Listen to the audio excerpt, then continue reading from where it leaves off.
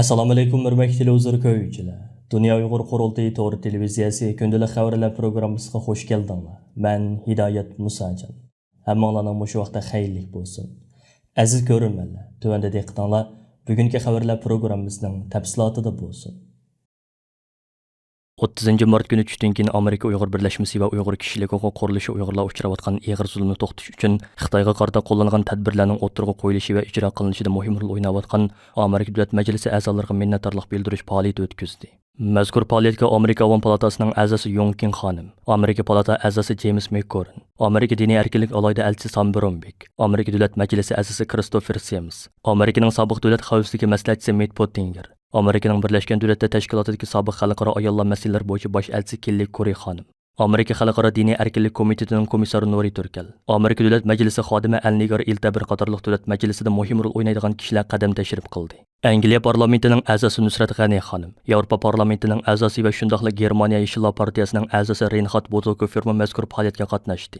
Uningdan boshqa Uyg'urlarga qaratilgan irqiy qirg'inchilikni va Uyg'ur majburiy emgaki masalasini dunyoga oshkorlashda xalqaro rol o'ynagan Kommunizm qurbonlari xotira Saroy fondining tadqiqotchisi Adrian Ziniz apandi, Mihril Tursun, Sumrat Davud, Tursun Ziyodin qatorliq lager shoirlari qatnashdi. Navbatda Amerikada xizmat ziyoratida bo'lib Dunyo Uyg'ur qurultiyining raisi To'lqin Aysa apandi, Uyg'ur kishilik huquq qurilishining direktori Umar Qanat apandi, Amerika Uyg'ur birlashmasining raisi Quzat Altay apandi qatorliqlar yig'inda qilgan so'zlarda Uyg'urlar bilan bir safda turgan barliq davlat majlis a'zolariga, tadqiqotchilarga, axborot xodimlariga butun Sharq Turkiston xalqi nomidan cho'nqur tashakkur etdi. Avom palatasining a'zosi Yong Kim xonim so'z qilib, 2020 yili ma'qullikdan o'tgan Uyg'ur kishilik huquq siyosati qonuni Xitoy hukumatining Uyg'urlarga qaratgan kishilik huquq tafsandichiligiga qarshi unumli rol o'ynaydiganligini ta'kidladi. U yana davlat majlisida qilishga tegishli nurg'un ishlarning borligini, Uyg'ur majburiy emgakining oldini olish qonuniga o'xshash to'g'ri qarorlarning elinishi kerakligini bildirdi.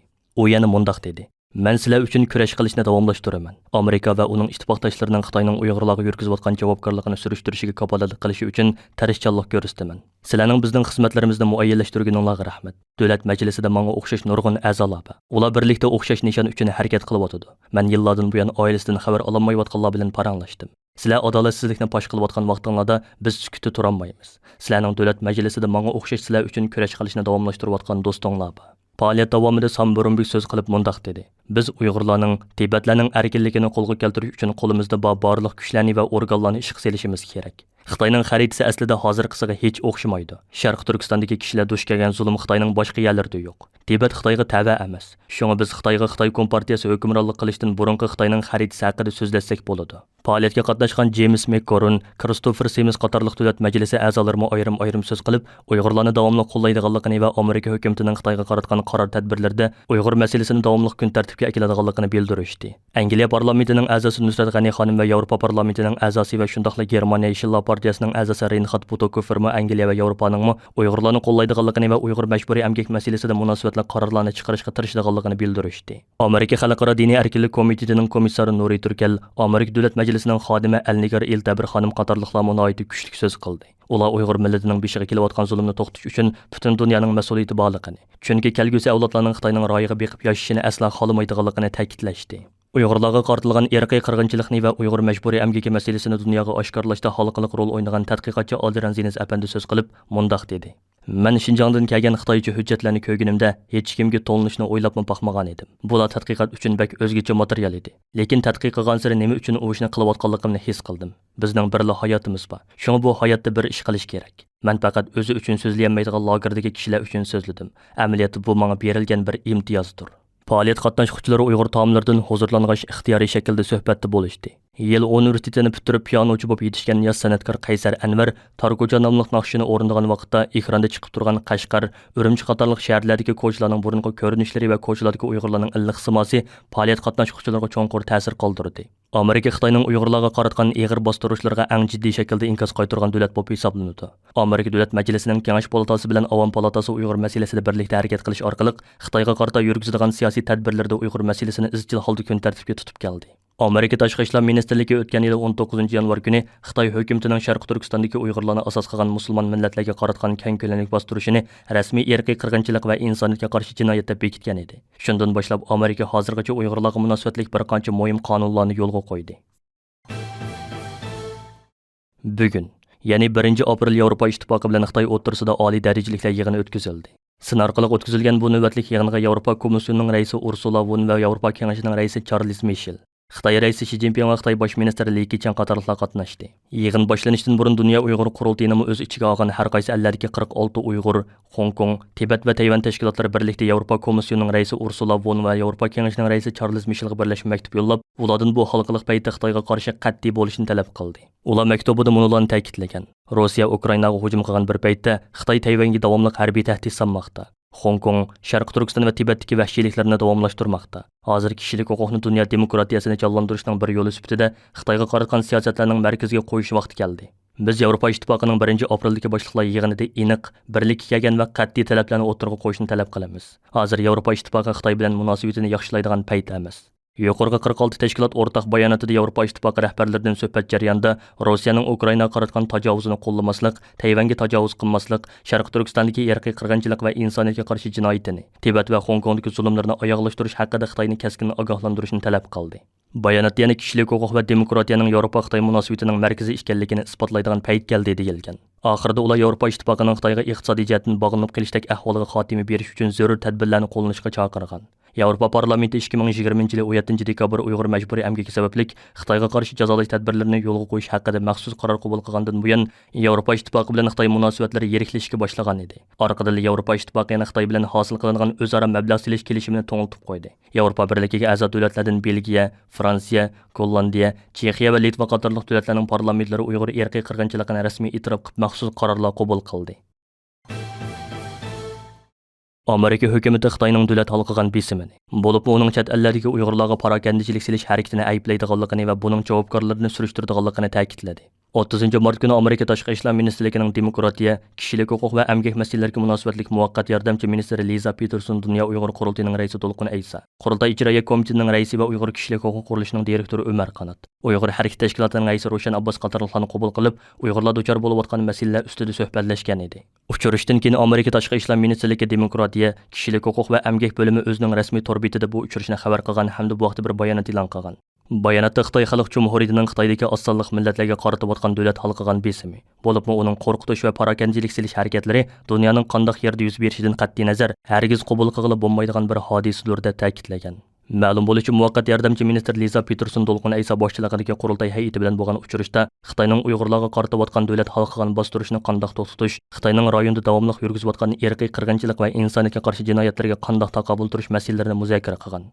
Bayonot yana munolar ta'kidlangan. Amerika dunyoning har qaysi joylarida kishilik huquqni qo'g'dashga va'da beradi hamda barliq diplomatik va iqtisodiy tadbirlarni ishlatib, javobgarlikni surishtirishni davomlashtiradi. Biz kishilik huquq faoliyatchilarining mushundaq o'ch ilish xavfiga qaramay, botirlik bilan elib berayotgan harakatlarini qo'llaymiz. Xitoy hukumati o'z bilan manfaat munosabati qo'yiq bo'lgan bir qism arab va musulmon davlatlarini sahnaga chiqarib, ularning eg'izi orqali o'zining Uyg'urlarga yurgizayotgan irqiy qirg'inchiligini inkor qilish tashviqotida keng qo'llanmoqda. Ma'lum bo'lishicha, 29 mart kuni Xitoyning Arab Birlashma Xalifaligida turishliq elchixonasi bilan atalmish Uyg'ur Abdunum xalq hukumati birlashib, atalmish Xinjiang yaxshi joy temasidagi silliq to'r yig'ini ochgan. Bu yig'inda Arab Birlashma Xalifaligining Xitoyda turishliq bosh elchisi Ali Obid Zoiri so'z qilib, Xitoyning Uyg'urlarga qaratgan bostirish siyosatini oqlagan. Bosh elchi Ali Obid Zoiri o'zining 2019 yili Sharq Turkistonni ziyorat qilganligini, bu jarayonda Xitoy hukumatining shu joyning madaniyatini va jamiyatning ko'p xilligini ilgari surishdi. Shundaqli iqtisodiy taraqqiyot ham ijtimoiy muqimlik ishlarini qo'lga keltirgan g'oyat zo'r muvaffaqiyatlardan hayron qolganligini bildirgan. U mundaq degan: Arab Birlashma Xalifaligi terrorlik va zo'ravonlikqa zarba beradigan barliq tadbirlarni qo'llaydi. Barliq shakllardagi oshqo'llikqa qarshi turadi. Xitoy hukumatining Xinjiangda davlatning uyushish kuchini kuchaytirish, ijtimoiy muqimlikni qo'g'dash qatorliq jihatlarga faol tirishchiligini qo'llaydi. Ali Obid Zoiri yana mundaq degan: Xinjiangda tarbiya va iqtisodiy taraqqiyot orqali oshqo'llikdan iborat bu kasalni davolaydigan eng yaxshi o'lga yaratildi. Xitoy hukumati yillardan buyon o'zining Uyg'urlarga qaratayotgan irqiy qirg'inchiligini qandoqdir Amerika boshchiligidagi g'arb kuchlarining Xitoyni parchalash uchun o'ydirib chiqargan suiqasd degan tashviqotini yeb kelmoqda. Shuning bilan bir vaqt yana iqtisodiy jihatdan o'ziga beqinib qolgan bir qism arab davlatlari va musulmon allarini o'ttirg'a chiqarib, ularning vositasi orqali o'zining xalqarodagi obrazini pardozlab ko'rsatishga urinmoqda. Xitoyning bu xil soxta tashviqotining Birlashgan Davlatlar Tashkilotining kishilik huquq oliy komissari Michel Bashetining bu yil 5-oyda Sharq Turkistonga qiladigan ziyarati harpisida yana kuchayotganligi ma'lum. Yuqorqi bu sin yig'inida yana atalmish Uyg'ur Abdunum rayonining raisi Erkin Tunyaz, Xitoyning Arab Birlashma Xalifaligida turishliq bosh elchisi Nijan qatorliqlar so'z qilgan. Uningdan boshqa bu tur yig'inda yana Xitoy hukumati atalmish tarbiyalash markazi deb atagan lagerdan chiqqan sobiq tutqunlar va masjidlarning imomlarini majburiy so'zlatgan. İkinci növbətlik Şərqi Türkistan Milliy Kengashi tayyorluq komiteti uqtirish e'lon qilib, Milliy Kengashga taklif qilingan har sazotlarimizdan kengash yig'iniga turli temalar bo'yicha doklad taqdim qilishni talab qildi. Uqtirishning to'liq teksti tuvandikicha. Dünya Uyghur Qurultayının sahibxonligi va har qaysi ellardagi qarindosh tashkilotlarimizning sponsorligida bu yil 5-oyning 26-kunidan 28-kunigacha Germaniyaning Myunxen shahrida chaqiriladigan 2-navbatlik Sharq Turkiston Milliy Kengashining kun tartibi va kengashda muzokara qilinadigan nuqtaliq temalar asosiyatini muqimlashdi. Bu navbatlik Milliy Kengash yig'inida muzokara qilinadigan temalar tuvandikicha. 1-bo'lim Sharq Turkiston va Uyg'ur masalasini insoniyat masalasiga aylantirish. 1. İslam musulmon dunyosining masalasiga aylantirish. 2. Türk dünyasının meselesiga aylantirish. 3. Dünya meselesiga aylantirish. 2. bölüm hozirgi utuqlarni kuchga aylantirish. Texmi saviyalik va uzun muddatlik da'vo siyosati. 1. 2020 yildagi Uyg'ur inson haqlari siyosati qonuni va Uyg'ur majburiy emgakning oldini olish qonunidan qandoq foydalanish va ularni faoliyatlarga aylantirish. 2. Uyg'ur sotining irqiy qirg'inchilik va insoniyatga qarshi jinoyat deb e'lon qilgan hukmidan qandoq foydalanish va ularni faoliyatga aylantirish. 3. Mustamlik davlat va xalqlarga mustaqillik berish xitobnomasidan qandoq foydalanish va uni faoliyatga aylantirish. 3-bo'lim xalqaro qonun va qoidalarga asosan Uyg'urlar va Sharq Turkiston masalasi. 1. Xalqaro qonun va o'z taqdirini belgilash bilan mustaqillik masalasi. 2. Himoya ostiga ilish mas'uliyati va Sharq Turkiston uchun inson haqlari ko'rishi. 3. Magnitskiy va buningga o'xshash qonunlardan foydalanish. 4-bo'lim Sharq Turkiston da'vosining xalqaro kun tartibidagi izchillik va hamkorlik masalasi. 5-bo'lim Xitoy siyosati va da'vo masalasining choralari. 6-bo'lim o'zgarayotgan xalqaro vaziyat va da'vo masalasining choralari. 7-bo'lim Sharq Turkiston tashkilotlari o'rtasida hamkorlik va vazifa taqsimoti masalasi. Yuqorqi temalarni ko'radigan asosdan tuvandagi masalalar ustida muzokara olib beriladi.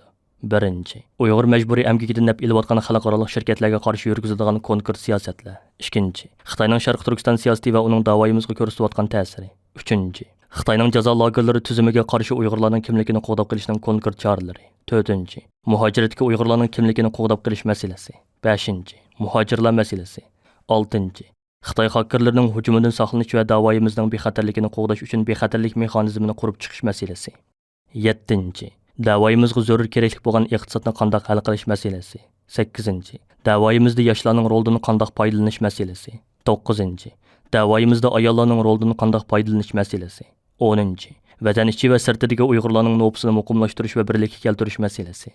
11. Muhojiratga Uyg'urlarda psixikalik sog'lomlik va uning da'voyimizga ko'rsatadigan ta'siri. 3 kun davom qiladigan Milliy Kengash yig'inida yuqorqi temalar bo'yicha maxsus savol-javob bo'limlari o'rinlashtiriladi. 2-navbatlik Sharq Turkiston Milliy Kengashiga taklif qilingan aziz mehmonlarimiz ichida yuqorqi xohlagan bir tema ustida doklad berishni orzu qilganlar, dokladining temasini va dokladning asosliq mazmunini yerim batdan eshib ketmagan holda yozma shaklda Dunyo Uyg'ur Qurultayining siyosiy va strategiya xizmatlariga mas'ul muavin raisi Dr. Erkin Akram apandiga 5-oyning 1-kunidan burun oldin yo'llab berishi lozim.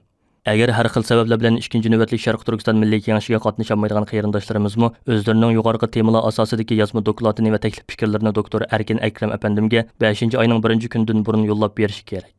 Hurmat bilan 2-navbatlik Sharq Turkiston Milliy Kengashi tayyorluq komiteti. Hurmatli ko'ruvchilar, yuqorida Dunyo Uyg'ur Qurultayi to'g'ri televiziyasi kundalik xabarlar programmasida diqqatingizga sundiq. Keyin qitimliq programmamizni ko'rishaylik. Ko'rishga omon bo'lgaysizlar. Xayr xo'sh. Erkinlik yolida sudek aktı bizning tenimiz. Sen üçün ey yurtimiz, fida bulsun cenimiz. Kan keçip hem can bir